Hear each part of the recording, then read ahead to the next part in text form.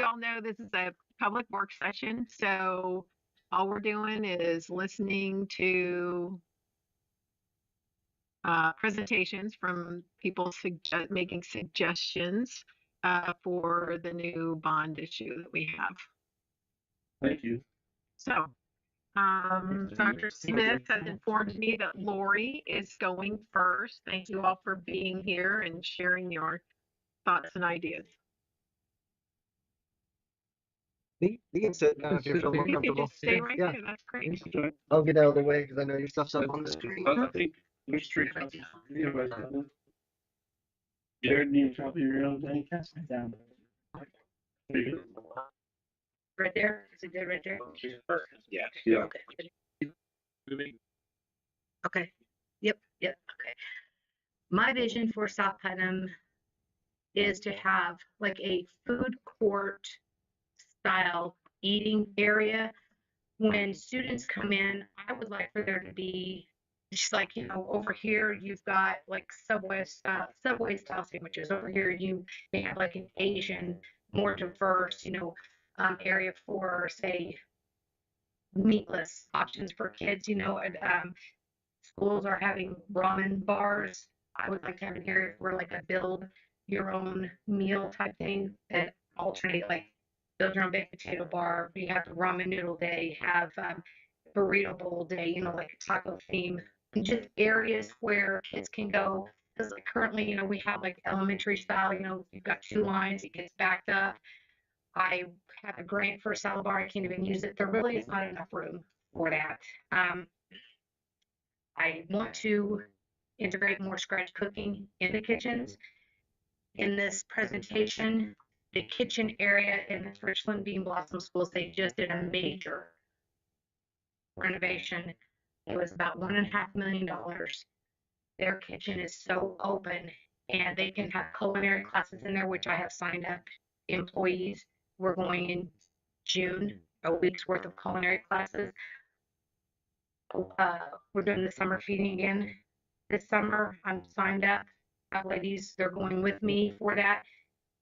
It's scary because the area that we currently have is just not good for that, but we're going to make it work. We currently, like in the kitchen now, we've had to move the microwaves because if the microwave's going, it throws the power off, say, to like the serving line or the cash registers. It's just the area that we have right now is very limited.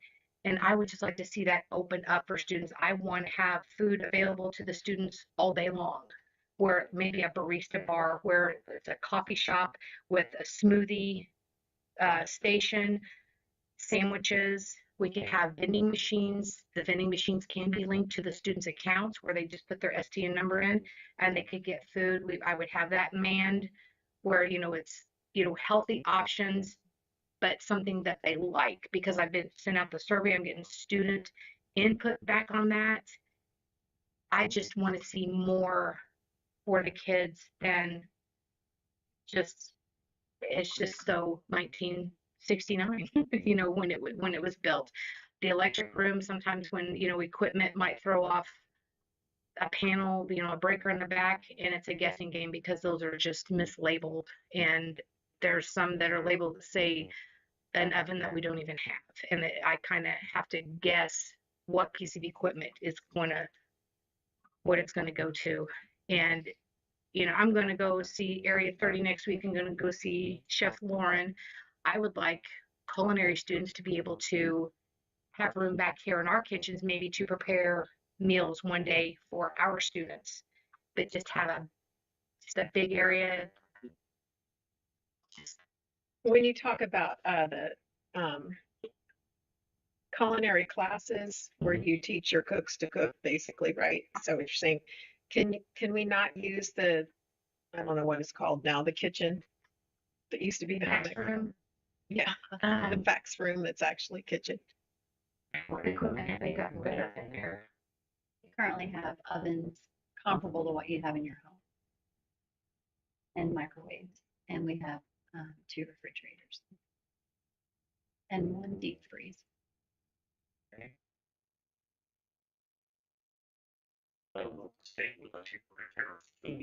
Not for the students. It would be a Oh, small I was just, Students, Mhm. not to serve. right. I was just, you were talking about the culinary classes. well, the one workbook that I've signed the ladies up to, it's at Richland King Blossom. It's free, um, but it's with the DOE and the continuing education hours for that. And I mean, it would be nice to be able to host those here. Oh, I gotcha. Okay. And that's what you were talking about. Yeah, Okay. sorry. I didn't Okay, make no, that that's clear. fine. That's fine.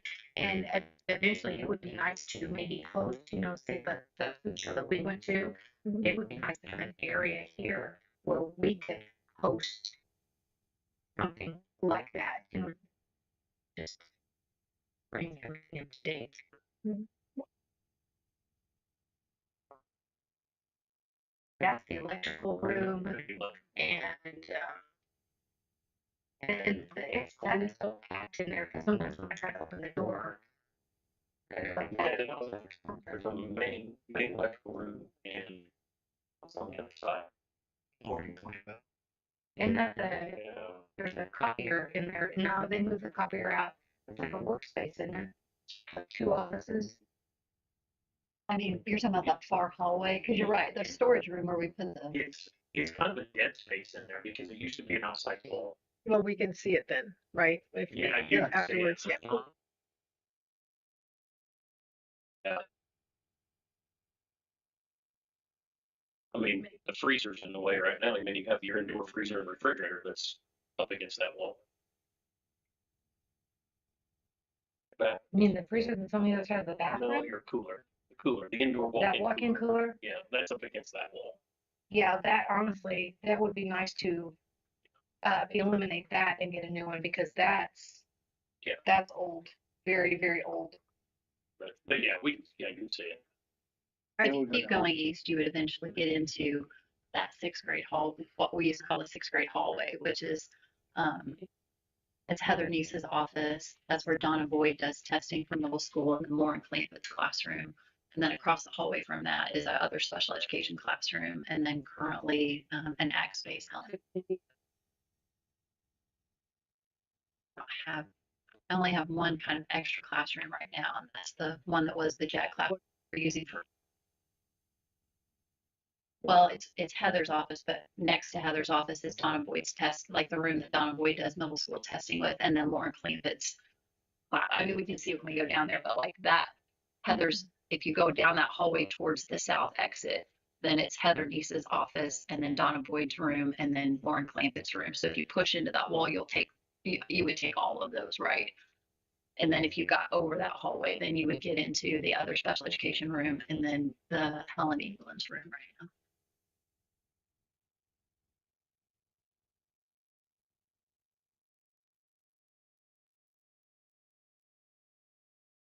For our current enrollment, it is. It's helped that we've had the outdoor seating. I would say we're kind of at capacity. I mean, we've kind of we've redone some tables. Maybe there would be more options. We still have some of the big round ones that you end up with that kind of inefficient space in the middle of it. That's something we haven't explored to see if we could get a little bit more efficient seating in there. But we currently make it work on 3 lunch cycles. And so, Lori, what you're talking about wouldn't take anything from the current seating area. No, It's ours now. That's what you're missing. yeah, You don't have the space to get ours.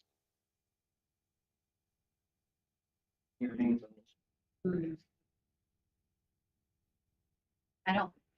the stations that I would need would be out in the air. So it would, because, like say pizza over here, build your own whatever station here, maybe, gluten free, not, it just, I would at least like to have 3 or 4 different areas for different options because the kids in the survey, they want more options and I want to get more options. We're so limited on that, the serving lines, it's just, you know, yes. I had a question on Jared, the electrical panel, I mean, if you're blowing fuses and stuff, do we need to redo the panel or something, or? They're not blowing all the time. No, I mean, once, I mean, it's not, Not all it's the not time, any different just than once what in it a. would be if you had a regular, if you had a new panel. I mean, you just, sometimes they run high amps and they're gonna blow, that's why they have breakers in them. But it's a, like, so like I with mean- the football team, the parents, when they set up their tables and they plug in their crock pots, It's it just, there's, blows. that's the ones, it's not high amp stuff, it's just regular outlets, that's easy stuff to put in. So that's not really the panel, it's just, there's not enough outlets. So it's not that the breakers are overloaded. Well, I mean, our breakers are really old, yes, and that needs to be updated, That's what I but it's just, there's not enough out there. Like my huge freezer, Yeah, when it has to get worked on, they have trouble figuring out which breaker to shut Yeah. off because it's not even labeled Okay. correctly. yeah, But but it's just a matter of just adding outlets, yeah, that's all there is to it, just not enough outlets. So, we have enough breaker space, it's just putting in outlets. We have plenty of panel space. So there's a lot of outlets then that are just on like a dedicated circuit and Yeah, don't have. there's just not enough of those, yeah. I mean, And so there are available circuits to dedicate to new somethings. yeah, there's plenty of there's plenty of panel space. Okay. It's just when they bring in 42 crock pots, you can only put in so many outlets. I mean, you should see some of them in there. Oh, yeah. I think I counted 24 at one time. There's only so much you could put on one well, that's panel. why we had to move the microwaves over Yeah. on the inside, the interior walls, because The the one that was exteriors. over, it kept shutting the register off. Right. I did the same one. Okay. Again, it's just it's just 1970s. Nothing's ever been added. So, Thank you.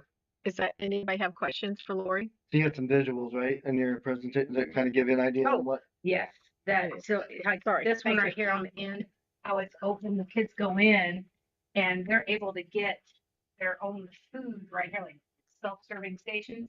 So the kitchen is back behind in here and it's bigger than this room. And there's a chef, they have stations, like where they, specifically fix food, and that helps with cross-contamination, like if anybody has nut allergies, things like that. And then their cafeteria is on this side, and it's all like an open concept almost.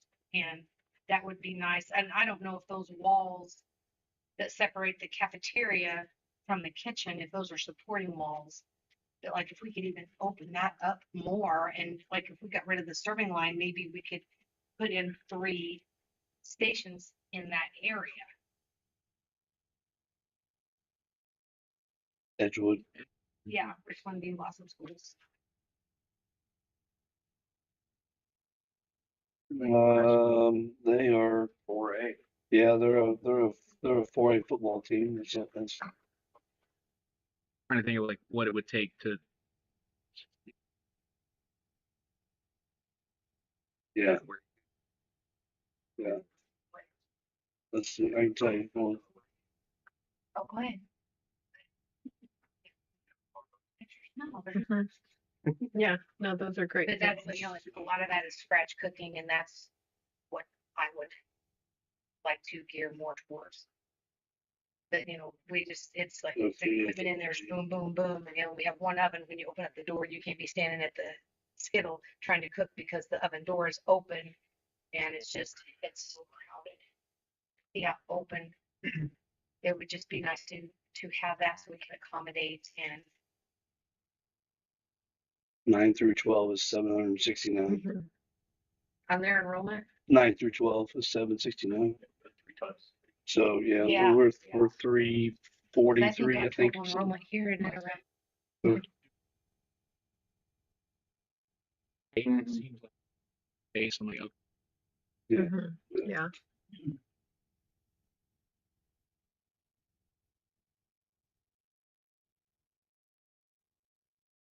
What's a tilt skillet? we've got down, it's like almost like a Blackstone that you can there's a crank on the side and you can tilt it your way. You can fix soup in it, grill, steam. It's very versatile. I've got them in all 3 schools. And the open concept you were just talking about for the high school, right? Yes. Elementary, it's the same. Yeah, because the football players, like not just football players, but all athletes. Sorry for that. Parents, when they bring food, for the students, not everybody has that, and I would, like to have that available here for the kids. Like I said, Vinny, you could put salads in them, you could put sandwiches, and those can be linked to their account to where they would be able to get that. Sounds good. Like I said, a station, not a station, but like a coffee shop, but more than coffee, smoothies, coffee. With You your know, we can vision have- of this open concept or area type of serving with all these extra options, what do you foresee the change being in the price for the kids to spend? It seems like that would certainly be a lot more out of pocket for parents and kids. On the a la carte, you mean like the Overall, if they're whatever they're wanting to go have for lunch and choose, they have all these great options. I would think the price is going to have to drastically increase with more options, but I don't know.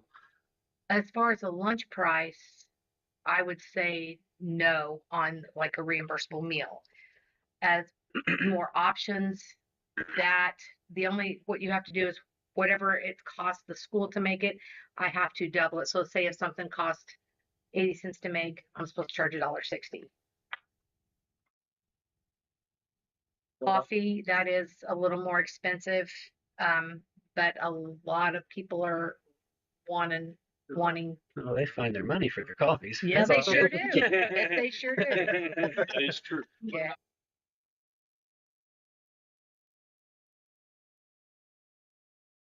Right. That's what I was thinking. Typically,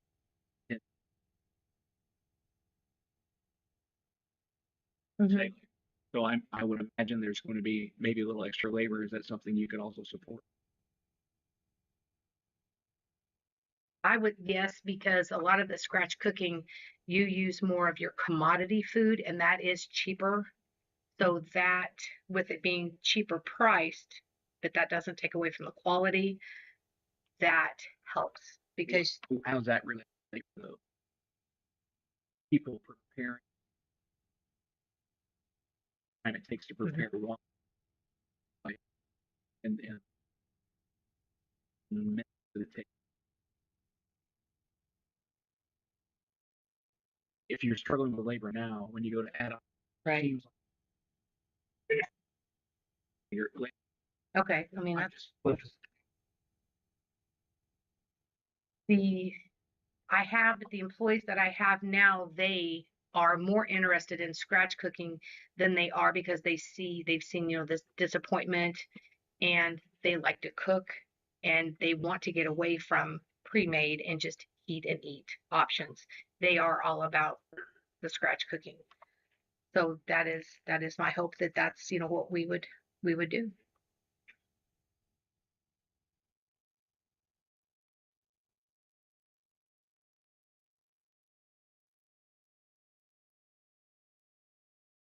Right. You would have,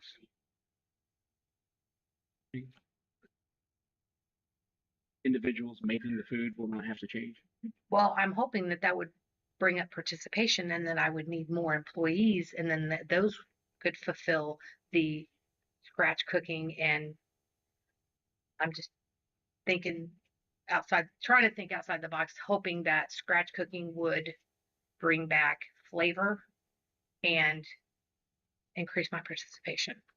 Because a lot of people are asking for homemade meals instead of just, a breaded chicken patty or a hamburger. And I personally would like to see the scratch cooking coming back. Processed foods.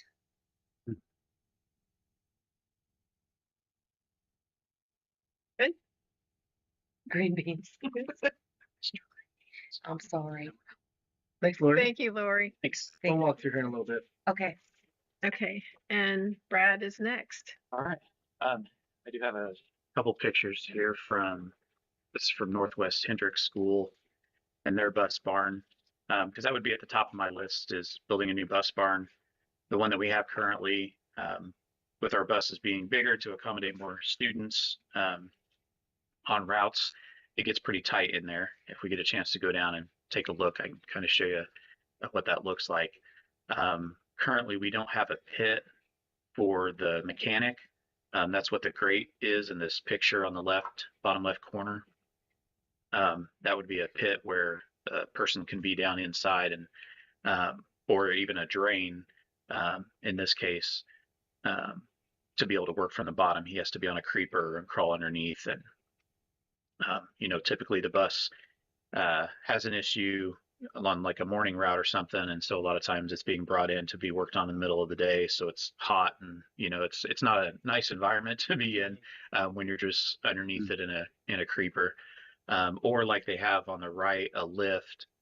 Those are becoming more common, and they are also more versatile than they used to be. It'd have to be mounted in place. They have some that are mobile, or at least something that you wouldn't have to change a bunch of infrastructure to add in. If you could have one, sorry, if you could have one or the other, if you could only have one, either a lift or a pit, which would you choose? The lift. Thank you. Yeah. For the versatility. Another nice feature of theirs is the added headroom up above. Obviously, with the lift, they have to have that, to get the bus up, and we don't have that currently. The lighting in our shop isn't too bad, but in this one, it's pretty good. And then, Aaron, if you don't mind going to there's a short video. This is where they have the shop, and then up above is storage, and then where those stairs are is an office space. And so you can see they have 2 bays, and if you notice in this at Northwest Hendricks, the amount of space that they have on either side of the bus and the space in between the buses, if we get to go down to our bus barn, we'll see how it's really, really tight.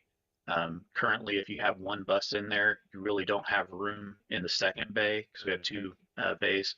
You don't have room in the second bay for another bus unless it's a white bus, the small ones, or a service truck, because that space is occupied by mechanics, tools, and other tools and equipment that we need down there, toolboxes.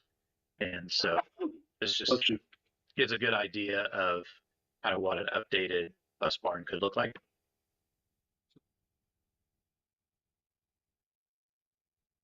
Mm-hmm. Yep. That's nice.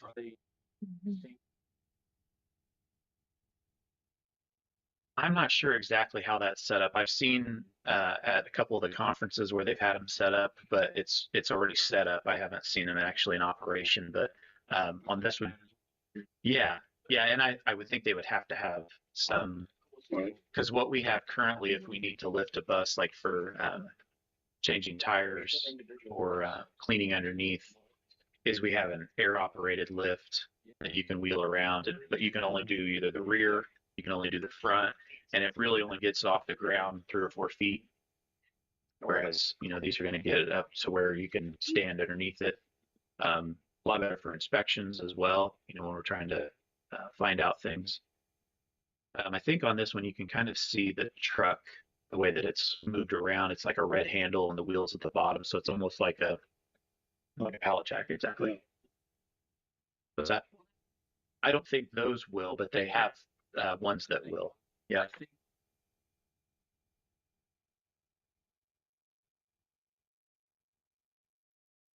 Okay.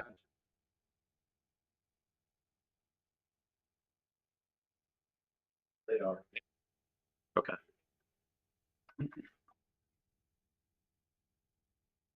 Okay. Good to know.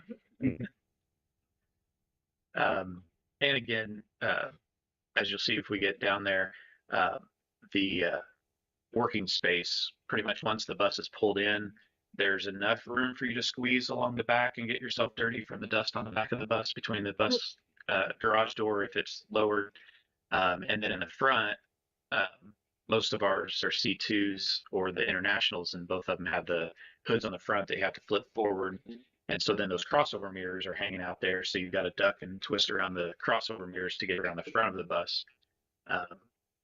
So again, a lot of it's space. hmm I think there could be. hmm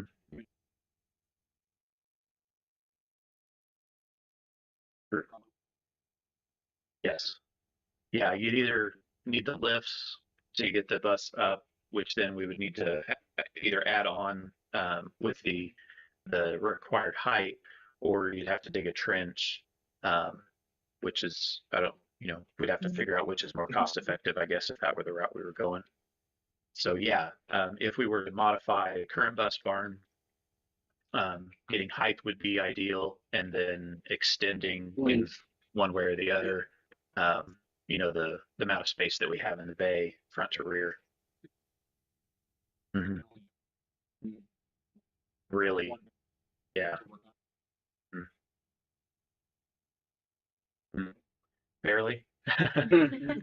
They have the additional air conditioning unit on the rear, and so the first time we brought them in, we were really careful, but it's kind of the same thing. You get it in, and because those are rear engine, and this was a perfect example was today, if anybody would have been around, because we had the one trip bus in the bay, and then Jonathan, our mechanic, had to work on the other bus outside of the bay.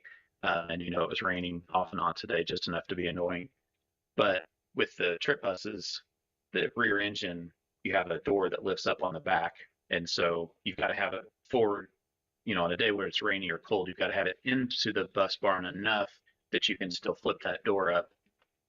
And then the front, there's stub nose, which helps. You don't have the hood in the front lifting forward, but the mirrors are hanging out there as well. And with the length of the bus, once you get it in there to raise the back up, it's still really tight in the front.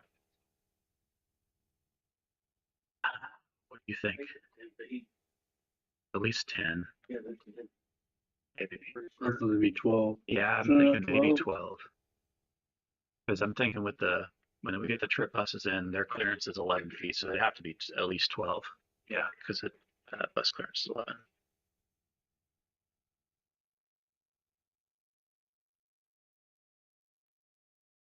Mm-hmm. Hmm. I think minimum two good sized bays where you have enough room to walk around. Um, because let's say we had a bus that was down for an extended period of time, we're waiting on parts, which is sometimes the case. Thankfully, we've not been in that position too often, but it's going to happen, and it has happened before. And so if you have one bus in one bay in the current setup, and then you're moving buses in and out of the other bay, it's really tight. We've usually got to move some toolboxes around and tables around to accommodate that. So if we had at least two, three would be ideal, because with our fleet size, we don't need 5 or 6, but having that extra space of 2 or 3 would be great.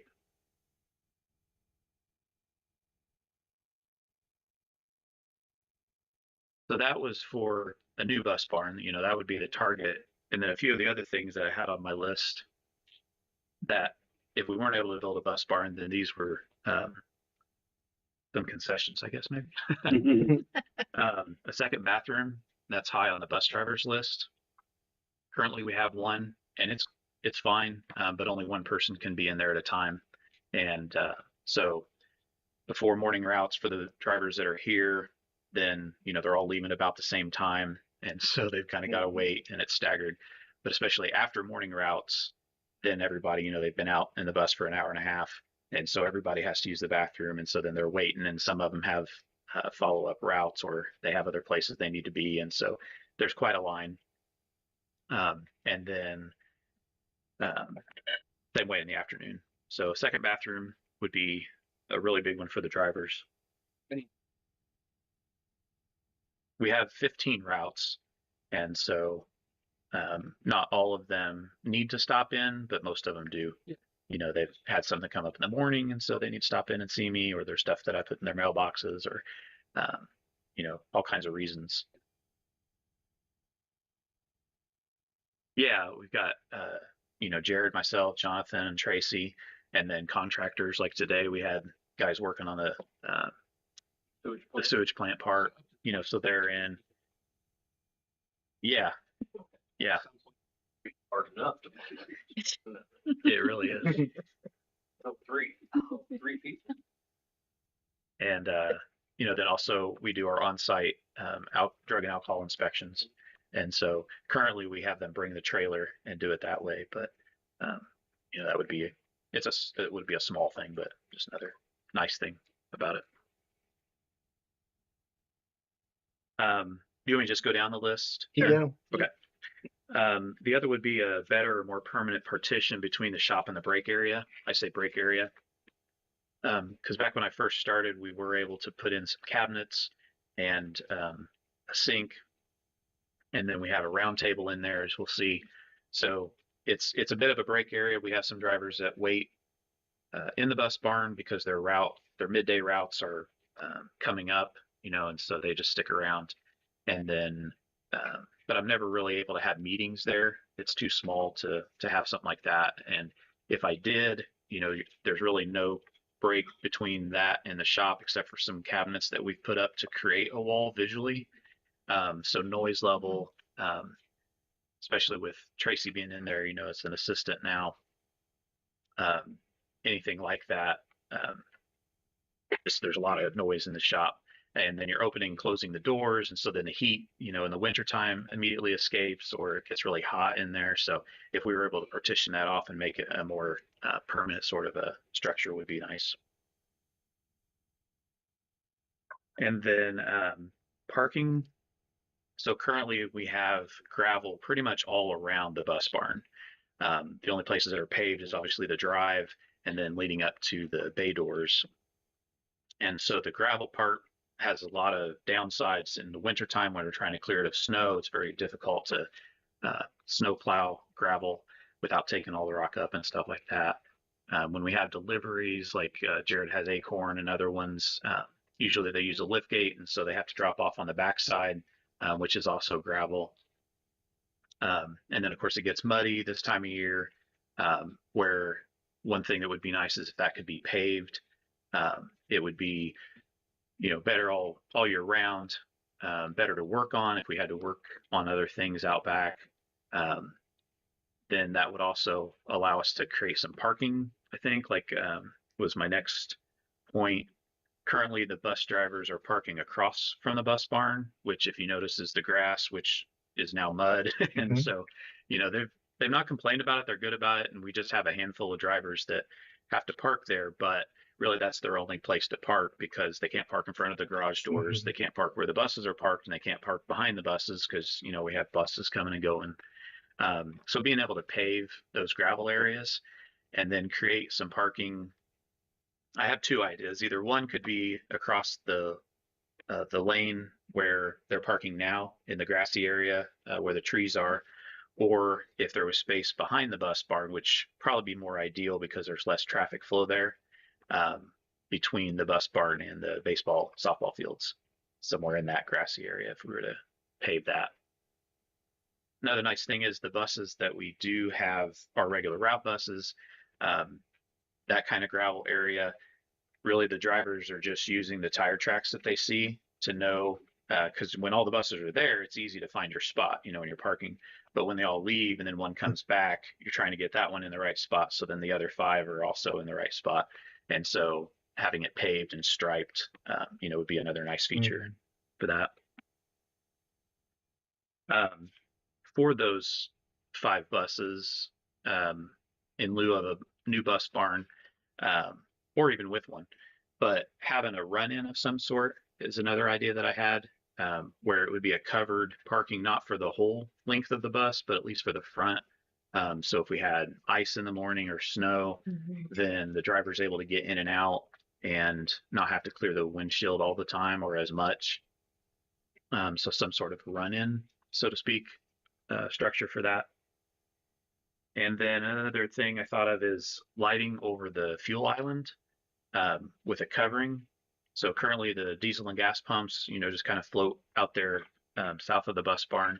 So if we had some structure that could cover that area enough, tall enough, obviously, that the buses could get under, but also with lights like you have at a gas station, so drivers can see and also be covered while they're standing out there waiting for the buses to fuel, because that takes a bit of time.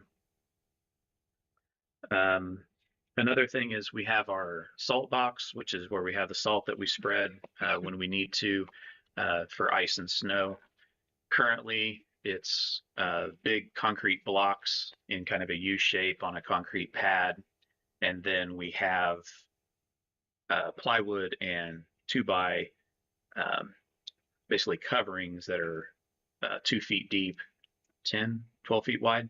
And so we kind of roll those over top of each other. We made them just small enough and light enough that you could manhandle them. But it takes some manhandling, especially as we get further into the season and you've got to stack more of them back to get back to where the salt is. So if we were to have something that was maybe high enough to where the county could still bring their dump truck in and be able to dump it and their bed raise up high enough. And then also that we can get the tractor in there, but something more permanent and something that would shed water better. Because currently we have those made out of plywood and 2x, and then we have a tarp over top with blocks on top of the tarp. And of course, over time, the tarp, starts to get cracks and holes. And so then the rain gets through and then it gets down into the salt, which that doesn't mix because then it melts our salt. So having a better covering of that would be a really good thing. Yep. We purchase it from them. Yep. They usually ask. Yeah, the brine. Yeah, that's a thought. Because the nice thing is you can pre-treat. And so we could hit the lots and Can you driveways do and stuff brine like on the that. sidewalks though? We have a brine So spreader on. for sidewalks? The worst part with But- brine, it's deceiving because if it rains after you put it on, it's pointless. Salt will still be It's there. washed away. Yeah. Yeah. Mm-hmm. That's the problem we run into on the sidewalks. They'll go out here and treat. Well, if it rains and then turns into snow, it don't work. It's already gone. And I think brine is something like we wouldn't have to replace salt and sand. Because I do still, usually I'll order a mix of salt and sand and then straight salt. That way, in instances where we can spread the salt, it does its work, but sometimes we need a little more traction with that. And so this sand mixed in is really helpful. But we try to be sparing with that because the sand doesn't go away as quickly. And so then you see it, and then it gets tracked into the buildings, and then the buildings aren't happy. So we try to manage both. But I think brine is something that could be added to. We wouldn't have to get like a full size truck bed tank, but like a hitch mounted style that we could do spots when it would make sense.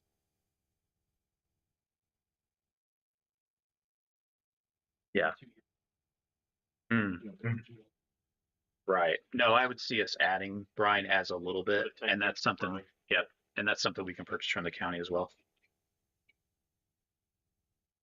And then last thing I had was with our fuel tanks. We have a 10,000 gallon diesel tank and a 10,000 gallon unleaded fuel tank. Both are underground, USTs, underground storage tanks. IDEM, the Department of Environmental Management, does audits periodically. I've had to do a few of those. There's a lot of paperwork and a lot of back and forth with answering questions and showing records and things like that.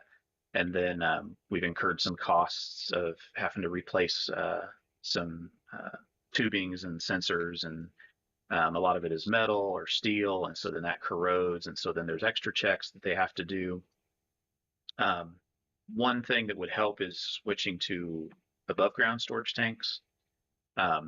There's kind of two options there. Either you can just leave the current tanks in place, and then IDEM comes in and basically does their thing to bless it, to say that you can shut it down, or pull them out, but then there might be some reclamation to come with that. So neither option is really that probably going to be inexpensive, but having the above ground storage tanks, there's less checks currently. Now, I do know that in a few years it's coming where they're also going to do checks on the above ground storage tanks, but that would be another thing. And then we would have a little more freedom on where to place those as well. Currently we're locked in, and where they are now is kind of right in the middle of our lot. And so that makes it challenging if we were to add any parking, because you can't really use that area. So if you chose not to use the ones underground, Yeah. once you have your inspection and get the blessing, Mm-hmm.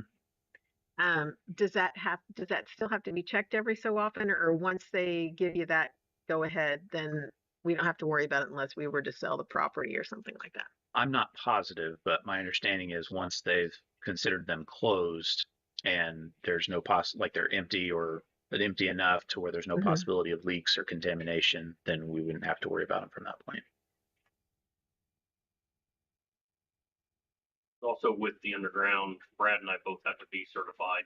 Yeah. We have to have 2 people on staff to have to be a certified underground tank person. Yeah.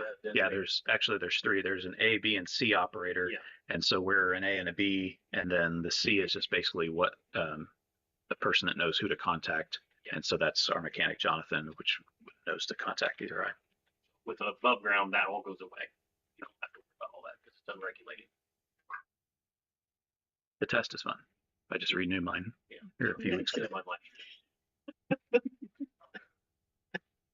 And that's all I have. Okay. Thank you. Thank you. You're very welcome. All right. Dr. Smith, That's me. leave it with you. So a lot of things we're talking about here, the reason I wanted to put in what I'm talking about today, because it all kind of ties together with what we're talking about. I think in some solutions. So, yep. So these are just some, these are ideas. Obviously, that's what all we've been doing on these work sessions is generating ideas, right? These are things that I've gathered from everyone talking around and over the last few years and talking to parents, talking to patrons, talking to teachers and administrators and so forth. So anyway, one of the things is obviously on just coming in and out of off of the highway of US 40, we want to make sure that's as best traffic flow that we possibly can, because you know that right in the early mornings when school's getting ready to start and right at the end of the day, that's a very congested place. And there have been a few accidents there along throughout the years. So this is something that not necessarily we have to do anything there, but if there's something we can do, and we can put it in this project, I think it'd be a good idea. Now we have enhanced student and visitor safety coming in and out, and making sure that traffic circulates good as well. Another idea we have is to put an electronic campus sign at the front. Not in that orientation. It's just showing a picture of what potential place that it could be, but it would allow us to brag on our kids and say the events that are going on and direct people to South Putnam. Just a nice visual, knowing that there's an entrance there to the school as well. So it does serve a safety purpose, but also an information purposes as we're branding our school and celebrating our kids. Some other facility enhancements, obviously, some parking lot enhancements. So our parking lot hasn't really been visited in the middle school, high school for quite a while. So there's some improvements that need to be done there.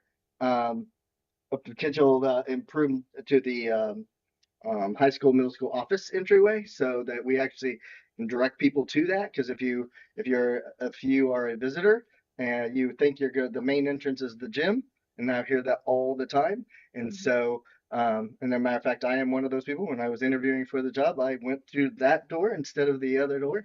So, 5 years ago that happened. So anyway, just very simple ways to just mark the entryway to the middle school, high school. Obviously, we need to look at some administrative space as well somewhere in the campus. Today's an excellent example of that, as Jared and Seth were cleaning out the flooded basement in the admin building today. So I don't know how much water was in there this morning. About 3.5 inches. I don't know, several thousand gallons. So So it just ironically, it just today that we were dealing with that. So anyway, looking at somewhere on the campus, shared space, those types of things, to rehouse our administrative offices and to just create a great business environment. A lot of times it's the first thing that people are going to see when they're coming to work for us, and so we want to make sure it's an inviting environment and very professional. And we don't know what that looks like yet, but we're talking about shared spaces. It's like Lori and Mr. Champion have a shared space there in the cafeteria area. This could be an opportunity to upgrade transportation, maintenance, maybe administrative as well. So we're just looking at ideas right now. I think we all have ideas of what that could be. And so again, we're just at that idea generation space, just putting it out there, what that could be. And then obviously we talked about this too. This project is really about upgrading all of our campuses, the appearance and the functionality of them, and making them just the best they can be, safe and aesthetically pleasing. So go to the next slide. Obviously this is the entryway to it. This is right off of Google Maps, so that's not what it looks like today. But I just took that right off of Google Maps and what that people see. And so obviously, as much traffic as we have in here, this is our main entrance. There are some opportunities. This space right in here, in the morning and the afternoon, gets way backed up. And so I'll show an aerial here in a second, but that right there gets very, very backed up. And so that could be an opportunity for us to make that turning lane even further back. There's that, and then somewhere out in here, I'm thinking out in here, if we can get that electronic sign out here that again notifies that besides all the signs that we were able to put up about a year ago, as far as notifying that this is a school zone, but having that up there, especially we are in a very unique situation here, having 231 and 40 right in front of our school, and that's a great opportunity to brand and celebrate our kids and what's going on here. So that's kind of what I was thinking in that. And I know a lot of people have talked about that, and I've had a lot of people email me about ideas of what we can do to make that section right there safer and just make traffic flow a lot easier. Go to the next slide. So obviously we've had a lot of changes since Google put this picture out there. So it was pretty exciting. I can't wait till they update this with everything. So we do have a lot of opportunities. We're actually, this is kind of down the road, a couple of years, but we are working right now with potential, this is public knowledge, potential of bringing in a sewer line to South Putnam as part of a bigger project that involves the prison and us and a couple other things and all the poet, all that. So we might be getting a sewer line coming in, and so that would allow us to eliminate our own little our water treatment plant, which would be great. Yeah. So we can do that, then that would eliminate all that. And again, that would run down 231, and they would tie into us in that as well. But that's a couple of years out into all the planning that's involved in that. But the state's very much behind that because they want to get the prison online with their own sewage as well. So with that, obviously, all this has been changed. All this has been changed. We now have a big field house out in front, but that also eliminated some parking here. So we have potential to add some additional parking around the building, which would help us. And then down here, which is what Brad was talking about with the buses and so forth and parking. And so this is an opportunity to rework this area a little bit. For parking purposes and for our transportation, maintenance, and potentially admin space as well. So just want to give you a quick visual overview of what that might look like there. I mean, obviously we have 70 acres, so there's a lot of opportunity there, but logistically of putting certain things, it'd be hard to put things way back in here just because of logistics and getting things there. Yeah, so that's kind of the idea in what Brad was talking about. We were just kind of reworking this here. We've already reworked a lot of this area, but this back here needs reworked. And then this gives another opportunity too, as we're talking about traffic flows coming in. So we might, because this right here is a very tight in the mornings and afternoons as well. with all the activity. So there's an opportunity potentially to come in and do some rerouting of traffic coming in to peel people off of that and peel them over here as far as going to the middle school, high school. So just ideas at this point. Anything we can do to make traffic flow better and maybe pick up some additional parking as well in that process. So we'll be looking at that. So it's kind of in a study stage, but we could do that and make traffic flow a lot better throughout the campus. Yeah. What is that space used for? Anything? Which down here, Yeah, that lower quadrant. back in here. Yes, that corner especially. Yeah. This is mainly for cross country area. Country course. No, the old, The hardest thing to say, the old, hill. that's the That's old, the Big hill. hill. yeah, the elevation, Well, that's right. yeah, the elevation changes. Don't think it's flat. Yeah, it's not flat. I'm just wondering, let's pretend Yeah. that we build a new bus barn. If you're gonna tear down that one and build a new one, is that the best place for it? Or if you're gonna, you see what I'm saying? Fair question. I mean, I as don't long know, as I'm you just- can get utilities back there, How about getting buses back there though? Well, you'd have to build a road. Yeah, but Best spot to be built to be on the youth football field up there on the hill. It's already flat. Mm-hmm. That's, yeah. Well, there's an old practice football field. Yeah, I mean, the that, old practice. the old all practice, flat up there. I mean, I would build it there before you build on the youth football field, because they still use the youth football. Well, you could turn the backfield into the youth field. See what I'm He's saying? talking about that south part of the Like, hill. You could turn the back home practice field into the youth field at that point. Yeah, you can. That would definitely, the youth field would definitely be easier to get the buses in and out of for sure than the old practice field. You know, and then Now or that the, what about this space in the upper left there? Well, center. That's flat, right? Or well, kinda. Yeah. I'm just, Well, I'm it's just, I'm just Sort of, asking. kind of. It's got a little bit of roll there for sure, but there's a This just looks Thanks. congested to me It is. I agree. from this point of view. Yes, it's very great. This, yeah, I mean, come down at any point during the day and it'll be congested. And Like this. so I'll kind of point buses this in and out too. Contractors. So everybody kind of gets a visual. This is a gas line that you can't, there's a 50-foot easement on each side. Is that I the mean, old? No, that's the old one. Right, I'm getting ready to go to that. So the new one routes here and cuts across and actually goes underneath these buses. So we can't build anything within 50 feet of here. Oh. Unless this whole gas line was recontracted and moved.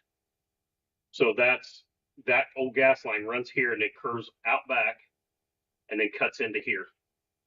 So you can't build here anyway.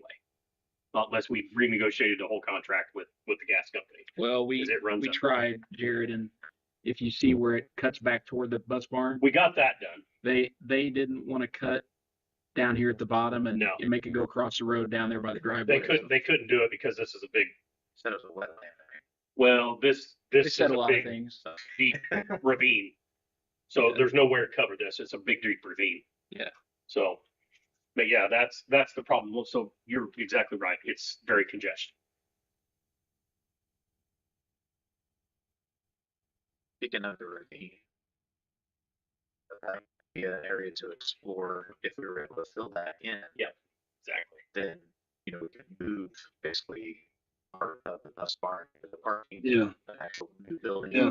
or remodel your building into his building and build you a new one. Yes. So it seems like there's a lot of options there. There's, a little further, I guess, north, if that's true, north on the map there, where the gas line was moved from, potentially. And then I think I just heard you mention up in the corner at 231 and 40, like right at the road.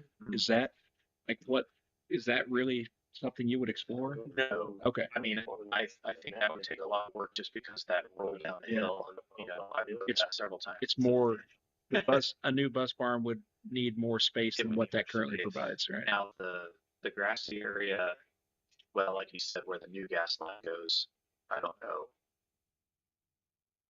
And the way that hill rolls down, I know at one point that was talked about, maybe where administrative building would go, but that flat area, I think, could also be used for a bus barn. So building onto the bus barn, looking at that map, you really can't go north. You have to go South. south. South. And how much east can we go? Well, that's the gas The line. gas lines east, yeah. Where we're locked. And west toward 40, if we were to build on that side, you basically got up to where it goes down into the ravine just before 231. Right. So if that whole area were we reworked, maybe even moving the entrance, I don't know how feasible that would be. Like following the gas line, is that obviously it's paved over where the gas line is now. Yeah. So paving would be an issue. Right. Moving the entrance north, Mm-hmm. and then you'd be a straight shot into If that. you were a straight shot into the back, that would, I think, from a congestion, if you were to keep the bus barn area where it is, that might be an idea to help eliminate or alleviate some of the congestion because you've got your main flow of traffic instead of, if you've been down there, I've got yield to buses signs, and that's not to try to be rude. It's just that you've got a big bus with limited visibility and we're moving around a lot. And so it makes sense to yield. But if we could eliminate the parents, teen drivers and all that extra traffic out of that area, if it stayed there, I think that would make sense.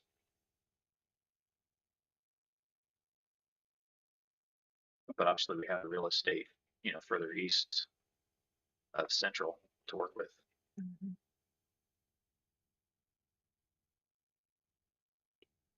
Sorry to interrupt you. No, I was pretty much done. It's just, Oh, okay. So, on your first slide mentioned, can you go back to that first slide? There you go. What are some of the ingress and egress thoughts that you've had or suggestions you've had, by the way? widening out the, Hmm. the Right. turn lane, that turns east. And then you said, can you go back to that last one? And then you said splitting it, possibly then- splitting there. Yeah, and then directing traffic maybe Yeah. coming down through here instead of having to come here and then have to Mhm. back into, like, this needs reworked, in my opinion. Oh, This is not a good, no. Yeah, so whatever that makes sense. happen, I don't know what that looks like. I'm not a traffic expert, so, but we can redirect the traffic going to the middle school, high school for the drop off lines and so forth this way. And then you have however we would get the central traffic that way. The new parking lot helped a lot back here as far as the pickup and drop off. It helped a lot in the staging process because before they'd be backed all the way out to there. That has helped relieve some of that, but not the exit part or the entry part. If It you does were to back up. If you were to separate the two, you could probably add a lot of parking in that area where you currently come in. Right. Because if all that's blocked off and now that's parking, you're either going to the high school or you're going to Central. Mhm. Have you ever taken a drone up about there and just taken a video like the whole time cars are coming and going and Oh, then just watch it back That's what I was I gonna mean, to say. see what's going yeah. on? So because I'm dropping off my Yeah. elementary kiddo. But I'm saying, Aerial view would like be just really- like get an aerial view of summertime. Yeah. Like start at whatever time starts, cars start to arrive right when it starts to get and then stop it when, you could have a drone up there for, as long as the battery would last and get a good video. And then you can kind of watch the way things are going. Morning and afternoon. Yeah. 1 in the morning because you got two totally different things. Yeah, right. That might be That might you might get some Oh, thoughts by doing yeah, that. for sure. It might, because being in it is different than hovering over it. You Yeah. can see where. Yeah. Because we direct people, the kind of the route you're talking about, we try to take them more one directional, especially since the field house is done now. So we tend to have them come down out towards the west, down to the south, and then back around to the edge of the building and then go back out that way. So we're trying to direct it more one directional, as well as we can within the current footprint that we have. But it is very congested. There's just kids coming out of the parking spots, parents coming off drop off. It's way better now that the buses are on the back of the building. Yeah. That has been night and day. Yes. I just think if you bring this out here, if we brought something where they could eliminate driving through here, because at the end of the day, especially, you got kids and everyone walking out here, and then you have this traffic going through there. Just not a good situation. Sometimes when you watch something back in high speed like that, you see like, you know, patterns that you wouldn't normally see in the spaghetti diagram. Fast forward it, so it might give you a different perspective. Not saying that there's anything wrong with what way you have it lined out now and the patterns now, but you may Well, we're see just things. doing the best we can with Yeah, it. yeah, yeah. Right. And so I think making it more one directional has helped, but it's not, as you were saying, it's not alleviated the problem. And if we could study it better, I think we would. I was laughing when you were first talking about that, and Lee heard me laughing because I was like, oh my gosh, Brian, I'll stand out there at the end of the day, and you're like it's a zoo, you know what I mean? Our kids and our adults figure it out, and people stay safe, and it works out every day. But everybody's in a big hurry at the end of the day to be gone, and so it just gets really congested. And I'm just really grateful every day when things go smoothly and we're done with that day. I'd love to see something ASAP with the entrance up coming into 40. I mean, I got hit by a student and totaled my car there 8 years ago. I remember Brian, I think, came out and because it was just a student coming on. I know we have the flashers and the cautionary items put in place, but just like you said, just to widen that.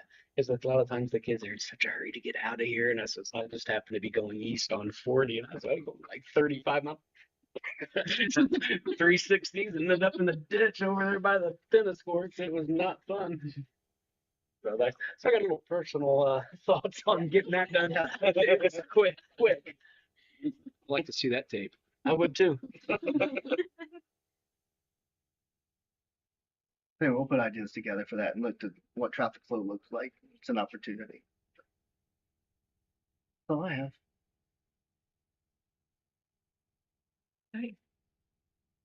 Anybody have questions now before we go for the board inspection? Last question. Mhm. Is this just for the middle school, high school, or will be like when we're thinking about any school? Oh, that time's passed. No. No, this is a district wide. Yeah, it could be anything. District wide. Okay, Yeah. central. Their freezer and cooler are outside. She was Yeah, putting storage, or her. Yep. Okay, never Jared's mind. got you covered on that. Yeah, Never mind. Jared, Okay. yeah.